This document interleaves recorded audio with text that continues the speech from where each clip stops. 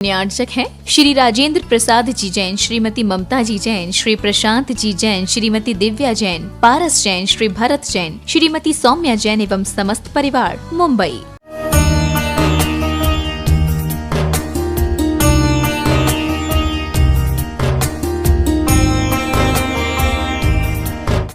ओम नमः सिद्धेभ्यः, ओम नमः सिद्धेभ्यः। मंगलम भगवान वीरो, मंगलम गौतमो गणे, मंगलम कुंद कुंदाद्यो जैन धर्मोस्तु मंगलम। सर्वमंगल मांगल्यम सर्वकल्याणकारकम प्रधानम सर्वधर्माणां जैनम जयतु शासनम। अहिंसा परमो धर्म की जय, महावीर भगवान की जय। प्रातः स्मरणीय परम पूजाचार्य गुरुवर श्री विद्यासागर जी मुनि महाराज की जय। बोले निरापक्ष ज्येष्ठ श्रेष्ठ मुनिराज श्री समय सागर जी महाराज की जय। मुझे अच्छी तरह से स्मरण है कि सन 89 में समता सागर जी और प्रमाण सागर जी और ऐलक सम्यक सागर जी, इनका चातुर्मास गुरुदेव के मंगल आशीर्वाद के माध्यम से संपन्न हुआ था।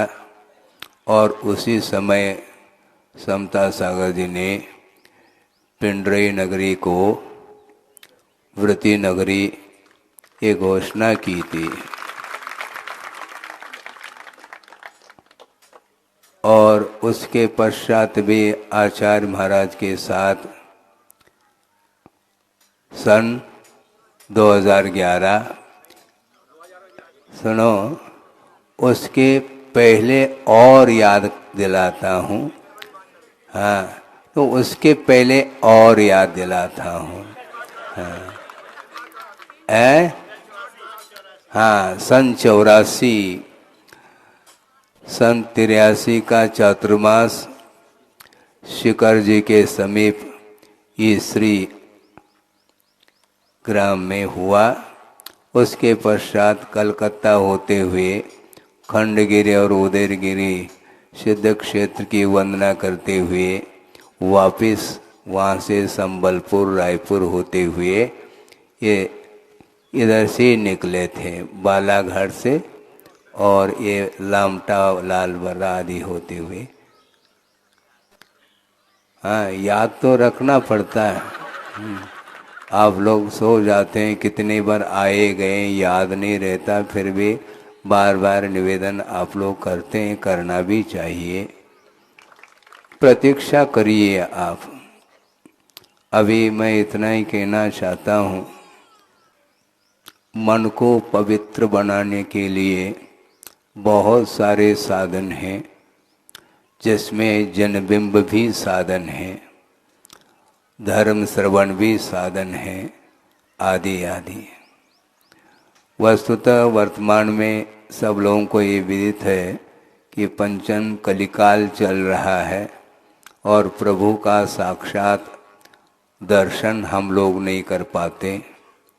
जबकि विदेश क्षेत्र में अभी भी वर्तमान में विद्यमान 20 तीर्थंकर हैं, जिनके दर्शन पूजन अर्चन आदि करने वाले भव्य जी वहाँ पर उपस्थित हैं।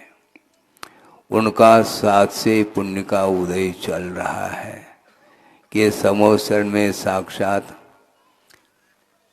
बैठ करके प्रभु की दिव्य ध्वनि का श्रवण करने का अवसर उन्हें उपलब्ध है।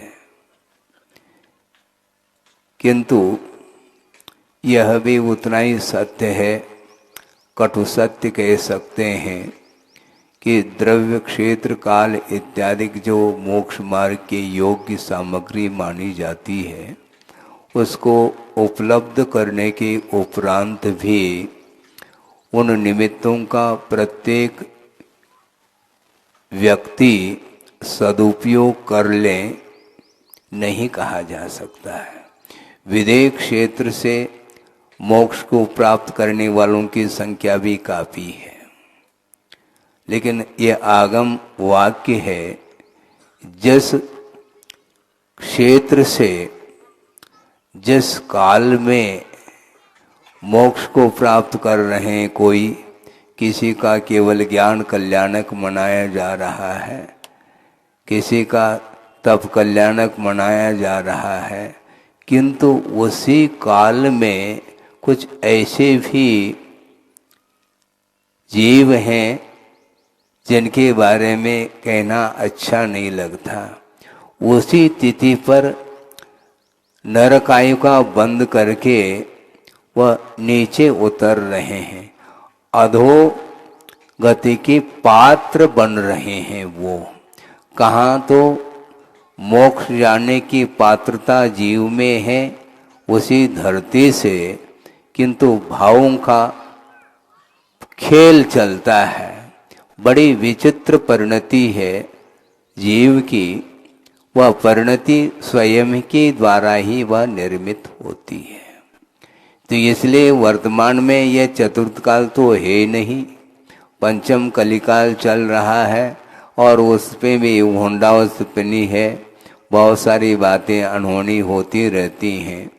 किंतु यहाँ पर इतना भी हीन पुण्य नहीं है कि हम साक्षात प्रभु का दर्शन नहीं करते हुए भी उनका जो मार्ग अविरल रूप से चल रहा है, शासन चलाने वाले कौन? अंतिम तीर्थंकर महावीर प्रभु, उन्हीं का शासन काल चल रहा है और उनके द्वारा प्रशस्त जो मार्ग है मोक्ष मार्ग, उस पर आरूढ़ होने वाले आज भी आचार्य आदि का दर्शन हम लोग करते हैं।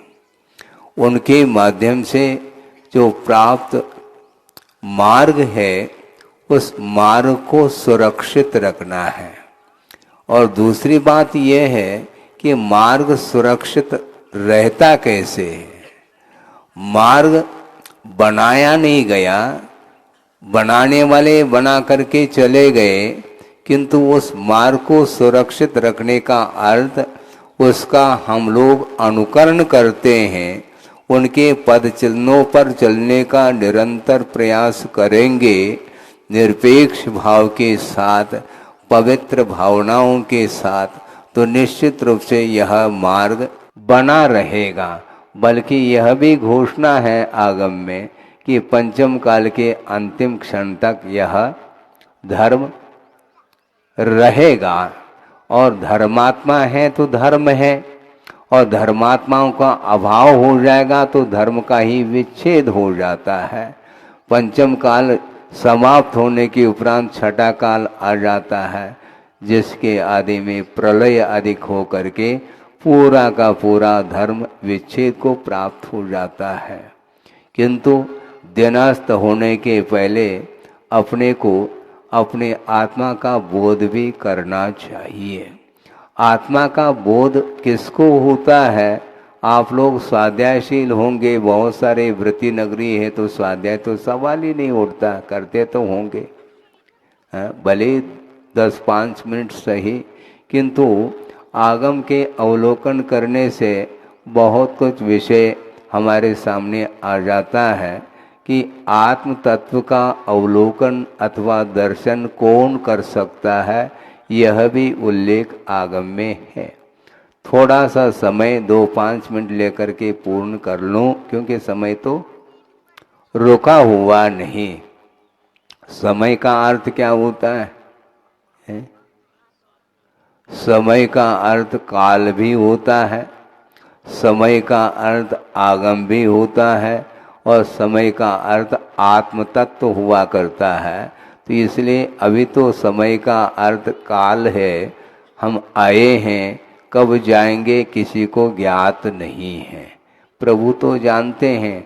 और काल रुकता नहीं, काल के माध्यम से प्रत्येक वस्तु का परिणमन निरंतर होता रहता है। इसलिए हम किसी को रोक नहीं सकते, न हम रुक सकते हैं। परिणमन जारी है, किंतु विषय ये है कि आत्म तत्व का दर्शन जो होगा उसका पात्र कौन हो सकता है, यह भी बताया गया। राग द्वेषादि कल्लोलई अलोलम यन मनोजलम स्वपश्यत्यात्मनस्तत्वम तत्तत्वम नेतरो जनः। इस प्रकार पूजपा स्वामी ने जहाँ तक स्मरण है कि इष्टोपदेश की यह कारिका है। राग द्वेष ये कल्लोल मालाएं, ये लहर उत्पन्न होती रहती है मानस सरोवर में, और जब तक हमारा मन राग द्वेषादि लहरों से प्रभावित रहेगा तब तक उस सरोवर में हम अपने आत्म तत्व का दर्शन नहीं कर सकते, न इतर जन, ऐसा कहा। तो राग द्वेष उत्पन्न हो रहे हैं, सरोवर शांत है तो आप अपने मुख का दर्शन कर सकते हैं, किंतु उसमें व्यवधान उपस्थित करने वाले कौन कौन तत्व हैं इसको भी हमें ध्यान से समझने की आवश्यकता है कि सरोवर दो तरह से वह सामने आता है। सरोवर का जल यदि मटमैला है, कैसा रंग है उसका, चाय के समान है, तो मुख दिखता है, नहीं दिख सकता। और मान लो सारा सारा वह कीचड़ नीचे जा करके बैठ गया तो अब मुख का दर्शन हो सकता है, नहीं, अभी जल्दी नहीं करो। जल तो निर्मल हो चुका है, उसका रंग समाप्त हो गया, जो लाल लाल दिख रहा था जल, किंतु वह स्वच्छ निर्मल है, किंतु रंग के अभाव में भी तरंग का भी अभाव करना अपेक्षित है। रंग तरंग इन दोनों के अभाव में ही अंतरंग का दर्शन होता है, ऐसा गुरुदेव ने कहा है।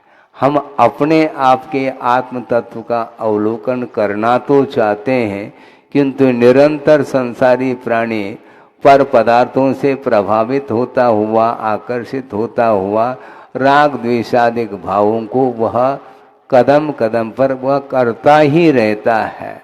और राग और द्वेष ये दोनों कल्लोल उस मानस सरोवर में जब तक उठते रहेंगे तब तक आप अपना परिचय प्राप्त नहीं कर पाएंगे। दर्शन करने के पहले परिचय देते हैं, महाराज हम पिंडरे से आए हैं, महाराज हम घनसोर से आए हैं, हम, हाँ धनोरा, क्या घनोरा पता नहीं है वो, हाँ, धनोरा, हाँ, ये सब परिचय जो दिया जाता है वो भाव तो आपका जो भी हो, किंतु आत्म तत्व का परिचय कब कर पाओगे। हाँ, बहुत विचित्र दशा है ये। और भी नीति वाक्य वगैरह आप लोग पढ़ते होंगे, क्या है वो, जननी जन्म भूमिश्च स्वर्गात अपि गरीयसी कहा। स्वर्ग से भी श्रेष्ठ है कौन, जननी और जन्मभूमि। ये लोकोक्ति है, ये चलती रहती है ये सारी नीतियां, किंतु अध्यात्म क्षेत्र में, धार्मिक क्षेत्र में इनको गौण करना पड़ेगा। उसके बिना अपना आत्म तत्व क्या है, उसका स्वरूप क्या है, उसका बोध नहीं कर पाते हैं। इसलिए रंग और तरंग इन दोनों को समाप्त करने की आवश्यकता पड़ती है, तब जाकर के वह सरोवर में मान लो चौवन्नी गिरी है तो वह हाथ लग सकती है, देखने में वह आ सकती है। उसी प्रकार अनंत काल से यह आत्म तत्व का दर्शन हम लोग क्यों नहीं कर पा रहे हैं, क्योंकि मोह का प्रभाव है अपना, उसका साम्राज्य चल रहा है। और मोह के कारण ही प्रत्येक संसारी प्राणी की परिणति एक सी चल रही है। भिन्न भिन्न गतियों के अपेक्षा से पर्याय अवस्थाएं भिन्न भिन्न मिलती हैं, किंतु उसका परिणमन एक सा चल रहा है। एक सा का अर्थ वैभाविक परिणमन है। स्वभाव का परिणमन जब तक नहीं होगा तब तक विभाव का अभाव भी नहीं हो सकता। ये दोनों एक साथ नहीं चल सकती है कि जल उष्ण भी हो और शीतल भी हो, दोनों एक साथ नहीं। जब तक जल में उष्णता रहेगी तब तक उसका जो शीतल स्वभाव है वह उसका हम महसूस नहीं कर पाएंगे। मान लो गर्म जल पी रहे हैं तो उस समय शीतलता का अनुभव होता है क्या? नहीं हो सकता।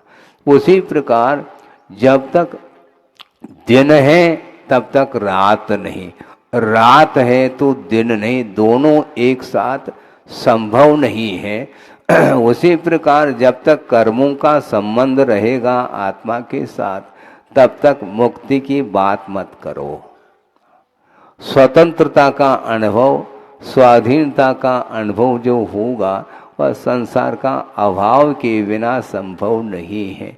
यहाँ तक कि गुरुदेव ने स्वाध्याय के प्रसंग में कई बार उन्होंने कहा है कि अरहंत परमेष्टि और सिद्ध परमेष्टि में अंतर क्या है। शुद्ध परमेष्टि तो घृत के समान है, क्योंकि घृत के उपरांत कोई भी पर्याय अब उत्पन्न होने वाली नहीं है। दूध में से ही घी को आपने निकाला है, किंतु दूध को गर्म करके उसमें जामुन डालते हैं, फिर बाद में मथाने के माध्यम से तत्काल मंथन करते हैं क्या? नहीं, समय लगता है। जामुन डालने के उपरांत 8-10 घंटे में वह क्या जमता है? नहीं, दही नहीं जमता।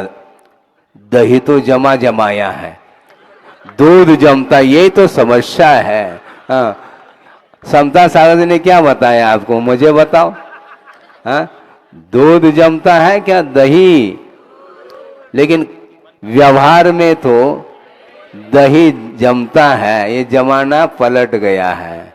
हाँ, कोई बाधा नहीं, हमें व्यवहार को हाँ जनपद सत्य मान करके चलते हैं, कोई बाधा नहीं। किंतु जब दूध जम जाता है अथवा दही जम जाता है तो उसके बाद मथाने के माध्यम से उसका मंथन किया जाता है, और मंथन करते करते कुछ ही समय पश्चात उसमें से नवनीत निकल आता है। ये नवनीत और घृत में जितना अंतर है उतना ही अरहंत परमेष्टि और सिद्ध परमेष्टि में अंतर है। इसलिए अरहंत परमेष्टि अभी स्वभाव का संवेदन उन्हें भी नहीं हो रहा है। वहाँ तक अशुद्धि है, वहाँ तक वैभाविक परिणति है। इसलिए 4 घातिया कर्मों का क्षय कर लिया उन्होंने, और उसके फलस्वरूप उनको केवल ज्ञान की उपलब्धि हुई है। अभी शेष 4 अघातिया कर्म विद्यमान है। जब तक उसका अभाव नहीं होगा तब तक सिद्ध अवस्था का संवेदन संभव नहीं है।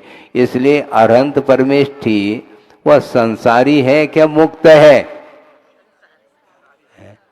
संसारी तो है, पक्की बात है। जब तक गुणस्थानगत परिणति रहती है तब तक वह संसारी ही माने जाते हैं। गुणस्थानातीत जो परिणमन है वस्तु का, उसका नाम शुद्ध अवस्था, सिद्ध अवस्था है। आपको क्या प्राप्त करना है? हाँ, सिद्ध अवस्था।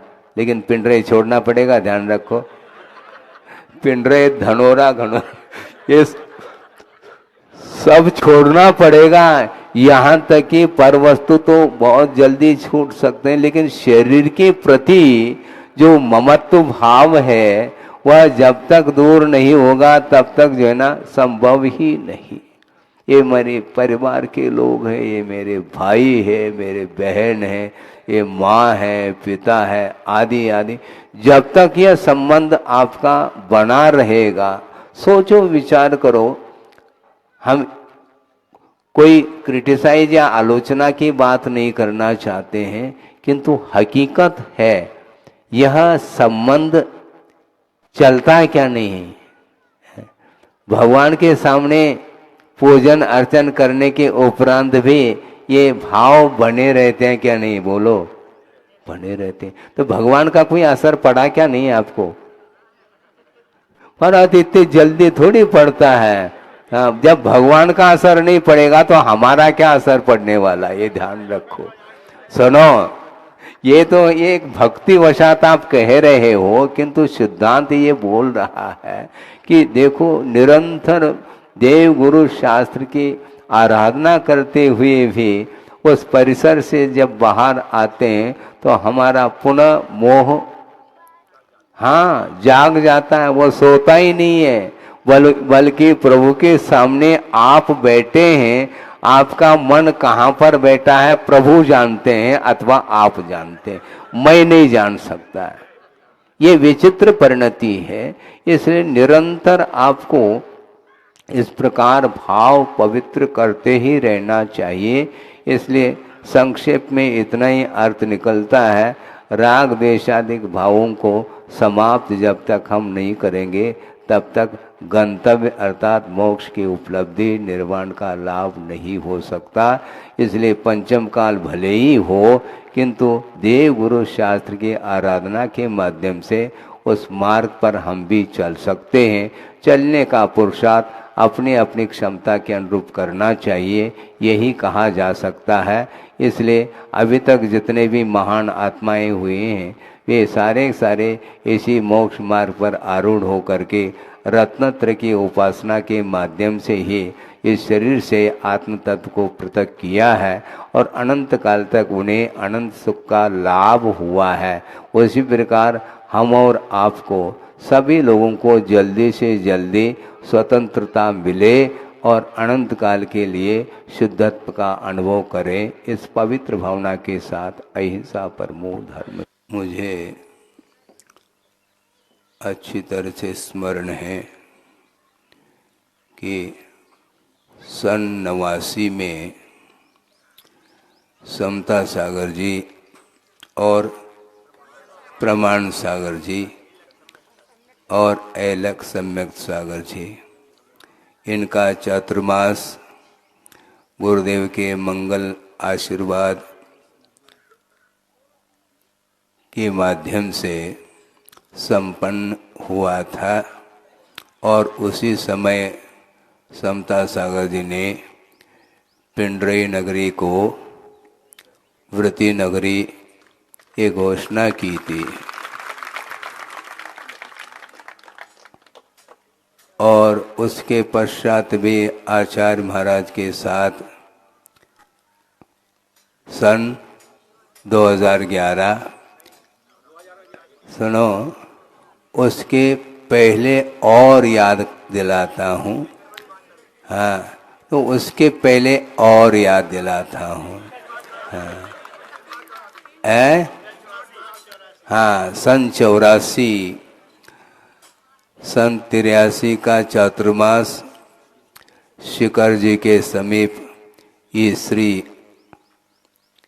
ग्राम में हुआ। उसके पश्चात कलकत्ता होते हुए खंडगिरी और उदयगिरी सिद्ध क्षेत्र की वंदना करते हुए वापिस वहाँ से संबलपुर रायपुर होते हुए ये इधर से निकले थे, बालाघाट से, और ये लामटा लालबर्रा आदि होते हुए। याद तो रखना पड़ता है। आप लोग सो जाते हैं, कितनी बार आए गए याद नहीं रहता, फिर भी बार बार निवेदन आप लोग करते हैं, करना भी चाहिए। प्रतीक्षा करिए आप।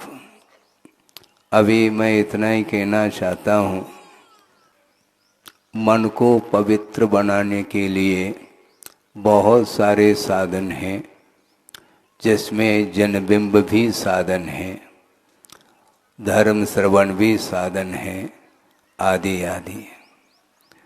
वस्तुतः वर्तमान में सब लोगों को ये विदित है कि पंचम कलिकाल चल रहा है और प्रभु का साक्षात दर्शन हम लोग नहीं कर पाते, जबकि विदेह क्षेत्र में अभी भी वर्तमान में विद्यमान 20 तीर्थंकर हैं, जिनके दर्शन पूजन अर्चन आदि करने वाले भव्य जीव वहाँ पर उपस्थित हैं। उनका साथ से पुण्य का उदय चल रहा है कि समोत्सर में साक्षात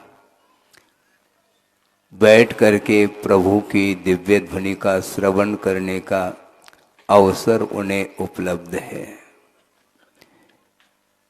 किंतु यह भी उतना ही सत्य है, कटु सत्य कह सकते हैं, कि द्रव्य क्षेत्र काल इत्यादि जो मोक्ष मार्ग के योग्य सामग्री मानी जाती है, उसको उपलब्ध करने के उपरांत भी उन निमित्तों का प्रत्येक व्यक्ति सदुपयोग कर ले नहीं कहा जा सकता है।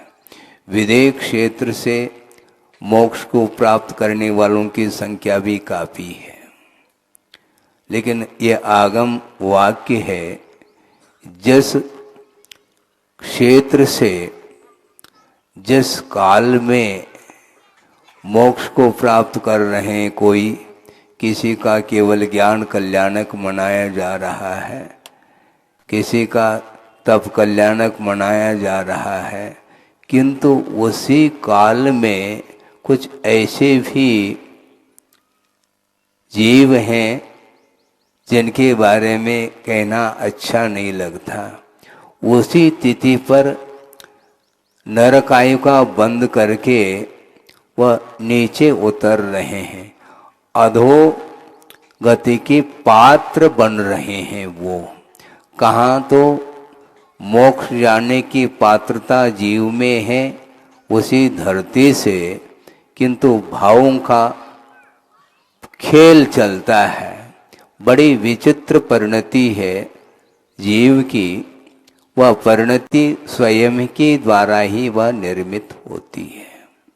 तो इसलिए वर्तमान में यह चतुर्थ काल तो है नहीं, पंचम कलिकाल चल रहा है और उस पे भी होंडावस्तपनी है, बहुत सारी बातें अनहोनी होती रहती हैं।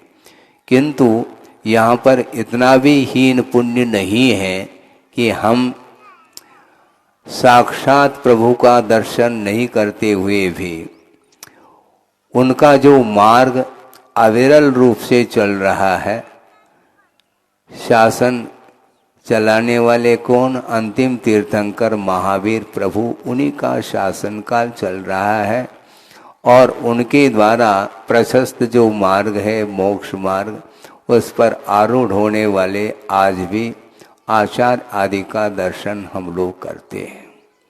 उनके माध्यम से जो प्राप्त मार्ग है, उस मार्ग को सुरक्षित रखना है।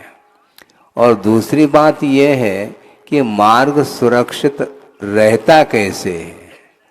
मार्ग बनाया नहीं गया, बनाने वाले बना करके चले गए, किंतु उस मार्ग को सुरक्षित रखने का अर्थ उसका हम लोग अनुकरण करते हैं, उनके पद चिन्हों पर चलने का निरंतर प्रयास करेंगे, निरपेक्ष भाव के साथ, पवित्र भावनाओं के साथ, तो निश्चित रूप से यह मार्ग बना रहेगा। बल्कि यह भी घोषणा है आगम में कि पंचम काल के अंतिम क्षण तक यह धर्म रहेगा। और धर्मात्मा है तो धर्म है, और धर्मात्माओं का अभाव हो जाएगा तो धर्म का ही विच्छेद हो जाता है। पंचम काल समाप्त होने के उपरांत छठा काल आ जाता है, जिसके आदि में प्रलय अधिक हो करके पूरा का पूरा धर्म विच्छेद को प्राप्त हो जाता है। किंतु दिनास्त होने के पहले अपने को अपने आत्मा का बोध भी करना चाहिए। आत्मा का बोध किसको होता है? आप लोग स्वाध्यायशील होंगे, बहुत सारे वृत्ति नगरी है तो स्वाध्याय तो सवाल ही नहीं उठता, करते तो होंगे भले 10-5 मिनट सही, किंतु आगम के अवलोकन करने से बहुत कुछ विषय हमारे सामने आ जाता है कि आत्म तत्व का अवलोकन अथवा दर्शन कौन कर सकता है, यह भी उल्लेख आगम में है। थोड़ा सा समय 2-5 मिनट लेकर के पूर्ण कर लूं, क्योंकि समय तो रुका हुआ नहीं। समय का अर्थ क्या होता है? समय का अर्थ काल भी होता है, समय का अर्थ आगम भी होता है, और समय का अर्थ आत्म तत्व हुआ करता है। तो इसलिए अभी तो समय का अर्थ काल है। हम आए हैं, कब जाएंगे किसी को ज्ञात नहीं है, प्रभु तो जानते हैं। और काल रुकता नहीं, काल के माध्यम से प्रत्येक वस्तु का परिणमन निरंतर होता रहता है। इसलिए हम किसी को रोक नहीं सकते, न हम रुक सकते हैं। परिणमन जारी है, किंतु विषय ये है कि आत्म तत्व का दर्शन जो होगा उसका पात्र कौन हो सकता है, यह भी बताया गया। राग द्वेषादि कल्लोलई अलोलम यन मनोजलम सपश्यत्यात्मनस्तत्वम तत्तत्वम नेतरो जनः। इस प्रकार पूजपा स्वामी ने, जहाँ तक स्मरण है कि इष्टोपदेश की यह कारिका है, राग द्वेष ये कल्लोल मालाएं, ये लहर उत्पन्न होती रहती है मानस सरोवर में। और जब तक हमारा मन राग द्वेषादि लहरों से प्रभावित रहेगा, तब तक उस सरोवर में हम अपने आत्म तत्व का दर्शन नहीं कर सकते, न इतर जन, ऐसा कहा। तो राग द्वेष उत्पन्न हो रहे हैं। सरोवर शांत है तो आप अपने मुख का दर्शन कर सकते हैं, किंतु उसमें व्यवधान उपस्थित करने वाले कौन कौन तत्व हैं, इसको भी हमें ध्यान से समझने की आवश्यकता है। कि सरोवर दो तरह से वह सामने आता है। सरोवर का जल यदि मटमैला है, कैसा रंग है उसका? चाय के समान है, तो मुख दिखता है? नहीं दिख सकता। और मान लो सारा सारा वह कीचड़ नीचे जा करके बैठ गया, तो अब मुख का दर्शन हो सकता है? नहीं, अभी जल्दी नहीं करो। उसी प्रकार जब तक दिन है तब तक रात नहीं, रात है तो दिन नहीं, दोनों एक साथ संभव नहीं है। उसी प्रकार जब तक कर्मों का संबंध रहेगा आत्मा के साथ, तब तक मुक्ति की बात मत करो। स्वतंत्रता का अनुभव, स्वाधीनता का अनुभव जो होगा वह संसार का अभाव के बिना संभव नहीं है। यहाँ तक कि गुरुदेव ने स्वाध्याय के प्रसंग में कई बार उन्होंने कहा है कि अरहंत परमेष्टि और सिद्ध परमेष्टि में अंतर क्या है। शुद्ध परमेष्टि तो घृत के समान है, क्योंकि घृत के उपरांत कोई भी पर्याय अब उत्पन्न होने वाली नहीं है। दूध में से ही घी को आपने निकाला है, किंतु दूध को गर्म करके उसमें जामुन डालते हैं, फिर बाद में मथाने के माध्यम से तत्काल मंथन करते हैं क्या? नहीं, समय लगता है। जामुन डालने के उपरांत 8-10 घंटे में वह क्या जमता है? नहीं, दही नहीं जमता, दही तो जमा जमाया है, दूध जमता, ये तो समस्या है। हाँ, समता सारद ने क्या बताया आपको, मुझे बताओ। हाँ, दूध जमता है क्या? दही। लेकिन व्यवहार में तो दही जमता है, ये जमाना पलट गया है। हाँ, कोई बाधा नहीं, हमें व्यवहार को हाँ जनपद सत्य मान करके चलते हैं, कोई बाधा नहीं। किंतु जब दूध जम जाता है अथवा दही जम जाता है, तो उसके बाद मथाने के माध्यम से उसका मंथन किया जाता है। और मंथन करते करते कुछ ही समय पश्चात उसमें से नवनीत निकल आता है। ये नवनीत और घृत में जितना अंतर है उतना ही अरहंत परमेष्टि और सिद्ध परमेष्टि में अंतर है। इसलिए अरहंत परमेष्टि अभी स्वभाव का संवेदन उन्हें भी नहीं हो रहा है। वहाँ तक अशुद्धि है, वहाँ तक वैभाविक परिणति है। इसलिए 4 घातिया कर्मों का क्षय कर लिया उन्होंने और उसके फलस्वरूप उनको केवल ज्ञान की उपलब्धि हुई है। अभी शेष 4 अघातिया कर्म विद्यमान है। जब तक उसका अभाव नहीं होगा तब तक सिद्ध अवस्था का संवेदन संभव नहीं है। इसलिए अरहंत परमेष्ठि वह संसारी है क्या मुक्त है? संसारी तो है, पक्की बात है। जब तक गुणस्थानगत परिणति रहती है तब तक वह संसारी ही माने जाते हैं। गुणस्थानातीत जो परिणमन है वस्तु का, उसका नाम शुद्ध अवस्था, सिद्ध अवस्था है। आपको क्या प्राप्त करना है? हाँ, सिद्ध अवस्था। लेकिन पिंडरे छोड़ना पड़ेगा, ध्यान रखो। पिंडरे, धनोरा, घनोरा, ये सब छोड़ना पड़ेगा। यहाँ तक कि पर वस्तु तो बहुत जल्दी छूट सकते हैं, लेकिन शरीर के प्रति जो ममत्व भाव है वह जब तक दूर नहीं होगा तब तक जो है ना संभव ही नहीं। ये मेरे परिवार के लोग हैं, ये मेरे भाई है, मेरे बहन है, ये माँ है, पिता है, आदि आदि। जब तक यह संबंध आपका बना रहेगा, सोचो, विचार करो। हम कोई क्रिटिसाइज या आलोचना की बात नहीं करना चाहते हैं, किंतु हकीकत है यह संबंध चलता क्या नहीं है। भगवान के सामने पूजन अर्चन करने के उपरांत भी ये भाव बने रहते हैं क्या नहीं? बोलो, बने रहते हैं। तो भगवान का कोई असर पड़ा क्या नहीं आपको? पर इतनी जल्दी थोड़ी पड़ता है। जब भगवान का असर नहीं पड़ेगा तो हमारा क्या असर पड़ने वाला, ये ध्यान रखो।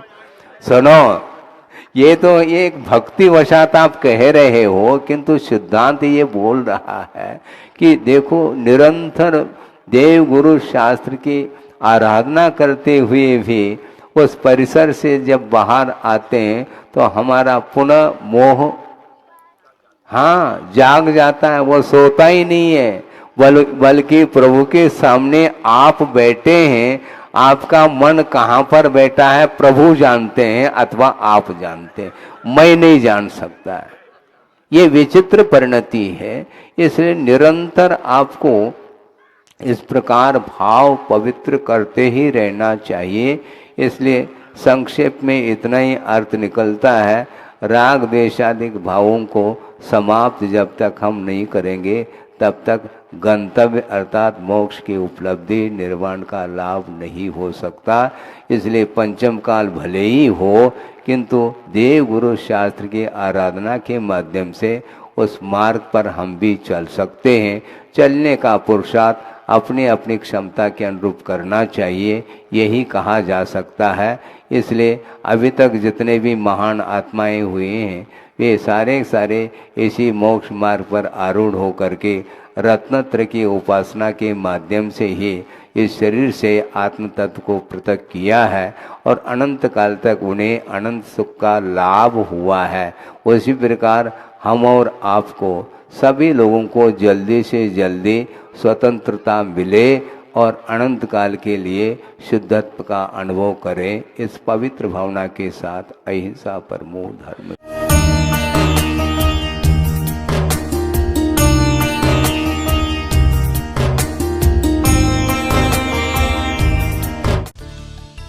इस कार्यक्रम के पुण्यार्चक थे श्री राजेंद्र प्रसाद जी जैन, श्रीमती ममता जी जैन, श्री प्रशांत जी जैन, श्रीमती दिव्या जैन, पारस जैन, श्री भरत जैन, श्रीमती सौम्या जैन एवं समस्त परिवार, मुंबई।